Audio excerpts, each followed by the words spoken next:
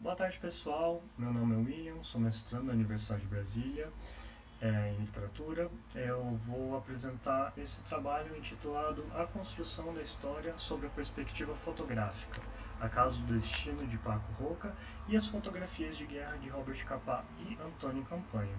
Esse trabalho foi desenvolvido junto com a minha orientadora, a professora Juliana Mantovani, e ele é um recorte da minha dissertação.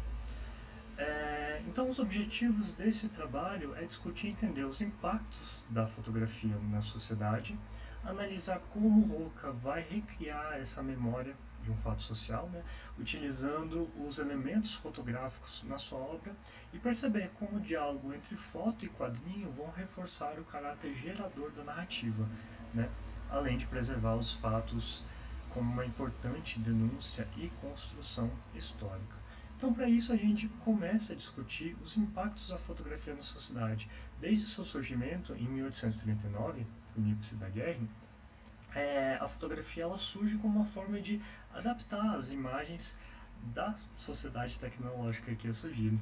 Isso causa um impacto muito grande no imaginário das pessoas, e transforma a comunicação, a recepção, a produção das imagens que iam aparecendo.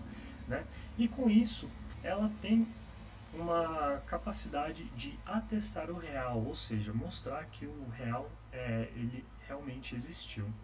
A gente traz essa citação da Gisele Fond, mostrando que a importância da fotografia ela não reside na sua potência como forma de arte, mas nas suas habilidades de moldar ideias e valores e de influenciar comportamentos dentro da sociedade. Com o surgimento da fotografia, vem a premissa de que ela consegue imitar a realidade fielmente, Mas o André Rouillet, no seu livro, ele vai discutir que isso é um equívoco, esse pensamento da fotografia conseguir capturar a realidade com perfeição. Por quê? Principalmente porque a fotografia ela não vai ser um documento, mas ela está sim provida de um valor documental. E esse valor documental ele vem justamente da capacidade mimética da fotografia de imitar a realidade e da sua condição de índice, que vem das teorias de Peirce. O Philippe Dubois, em O Ato Fotográfico, ele vai mostrar que a fotografia é um índice. Por quê?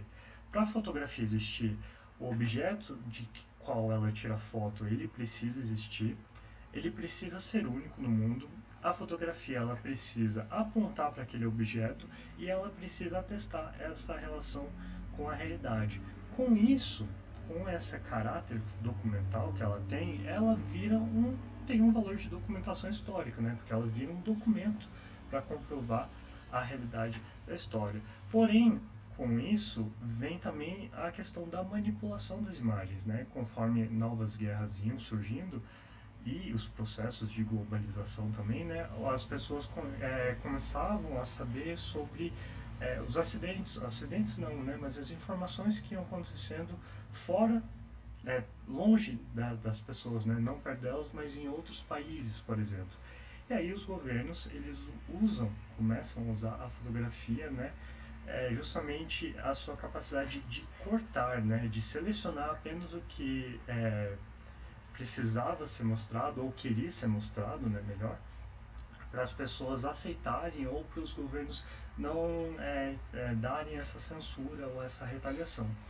Então, temos que a fotografia ela não consegue imitar a realidade perfeitamente porque ela apenas seleciona uma parte dessa realidade.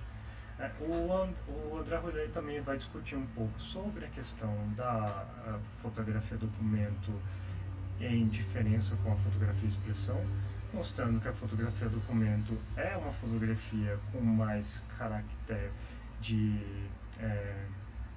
arquivo, de imitação, e que não leva tanto em consideração quem está tirando. Já a fotografia expressão é o contrário, tenta-se entender qual é a intenção por trás da fotografia, quem tirou a fotografia, o que ele queria dizer com a fotografia. Então ela começa a entrar mais no âmbito da arte. Com isso, a gente chega no Acaso do Destino de Paco Roca. Contextualizando rapidamente, né, o Paco Roca ele é um quadrinista espanhol e ele tem uma característica de trabalhar a memória de diversas formas em suas obras, seja no apagamento, por exemplo, em rugas, né, através do apagamento dos elementos quadrinhos, mas a gente quer focar aqui no Acaso do Destino. E em Acaso do Destino ele vai trabalhar esse jogo de cor, que ele indica a questão entre o passado e o futuro. Isso porque o Hulk ele vai entrevistar um veterano de guerra, né? E essa entrevista vai ser no presente e o presente ele vai se dar em preto e branco. Enquanto que esse veterano ele está rememorando os acontecimentos da guerra, os acontecimentos da guerra estão acontecendo nessa cor mais de sépia, né, mais colorida. Isso mostra que a memória, nesse caso em específico, ela vai ser muito mais forte no passado do que na realidade, né, mostrando principalmente por causa das questões traumáticas, né, mostrando de fato que é mais fácil lembrar da dor do que o alívio que ela causa. Além dessas questões da memória, o Roca ele trabalha também em fotografias em diversas obras, mas no Acaso do Destino ele vai buscar essas referências nas fotografias da Segunda Guerra Mundial e da Guerra Civil Espanhola, se baseando principalmente no Robert Capa e no Antônio Campanha, que são os fotógrafos que a gente utiliza nessa questão. Por exemplo, em Regresso ao Éden, ele trabalha muito os aspectos técnicos, né, da fotografia. Aqui já vai ser essa questão das referências. Então, assim, o Acaso do Destino fala sobre uma trajetória, né, da companhia militar La Nueve, que foi exilada da Guerra Civil Espanhola e lutou na libertação de Paris junto com os franceses. E esse quadrinho ele surge a partir de uma fotografia. Por quê? O Robert Qualley, que ele é um especialista e pesquisador e doutor, né, sobre a companhia, ele estava vendo algumas fotografias sobre a Segunda Guerra Mundial e descobriu essa bandeira que ele não conhecia. E buscando informações sobre a bandeira, ele encontra que a Espanha fez parte, né, da libertação de Paris. Então ele sugere ao Roca, né, de eles trabalharem nesse quadrinho em uma pesquisa que dura 5 anos. Aqui a gente mostra algumas relações das fotos da companhia com as imagens de Roca, né, com o desenho de Roca, o, o desfile, né, da companhia também. E percebemos também que o Roca ele ameniza muito os traços metálicos, digamos assim, da guerra, né? Ele enfatiza muito as expressões felizes, ele adiciona elementos como crianças, bicicletas, balões, né, e tira todo aquele caráter sóbrio das fotografias que existiam.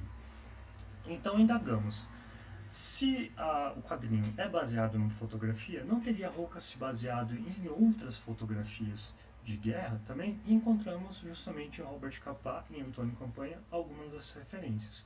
O Robert Capa ele foi fotógrafo da Segunda Guerra Mundial, principalmente do dia D, né, suas fotos tremidas, e a gente tem algumas características em comuns. Reparem na fotografia de Capa e no quadrinho de Roca. O movimento do soldado, como ele segura a arma, o espaço negativo, e também reparem como que o Roca vai trabalhar isso nos quadrinhos, utilizando o elemento dos quadrinhos para dar esse enfatizamento, né? Essa dramaticidade. Assim, ele vai usar os quadrinhos como uma moldura para esse acontecimento, né? Para esse instante, juntamente com a onomatopeia e espaço em branco. Aqui a gente tem um plano chapado, a gente tem pessoas em destroços, uma pessoa ancorada, 3 sentadas, a mesma coisa no quadrinho, né? Mas reparem também que o Roca ele tira as crianças da cena e adiciona soldados, né? Voltando na questão da amenização.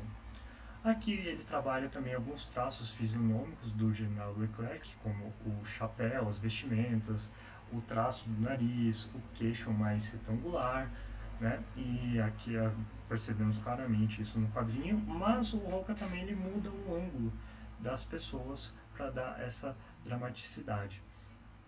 Aqui o menino no tanque, né? Reparem que ele vai adicionando, né, pessoas nas fotografias, principalmente porque não é uma imitação, né, da fotografia, né, mas ele serve, achamos que servem como base, né, como uma referência apenas. E aqui é o desfile da companhia, né, na Libertação de Paris, segurando a bandeira. Já em Antônio Campanha, as fotografias elas vão ter esse caráter mais expressivo, mais sentimental.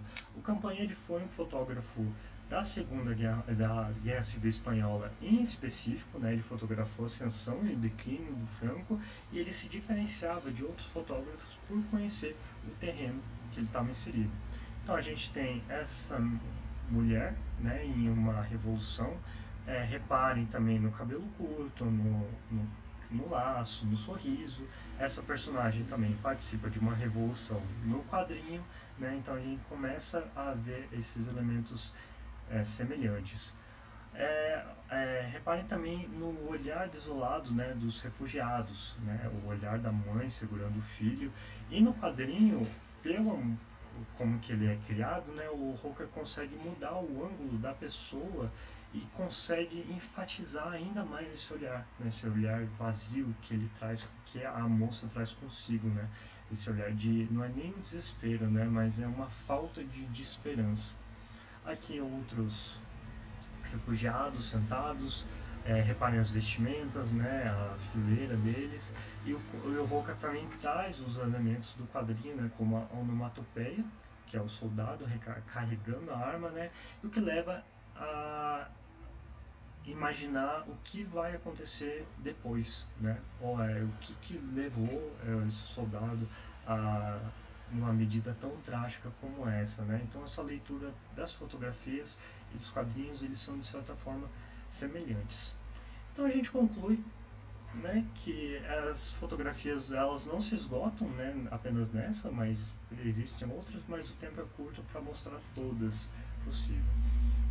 Então é possível verificar que existe esse caráter testemunhal da fotografia de guerra e que ele se torna importante para a construção da memória, né? Pelo fato justamente da fotografia atestar a realidade que existiu. E a fotografia ela guarda essa memória e o quadrinho também guarda, né? Eles viram esses lugares de memória sobre a Segunda Guerra.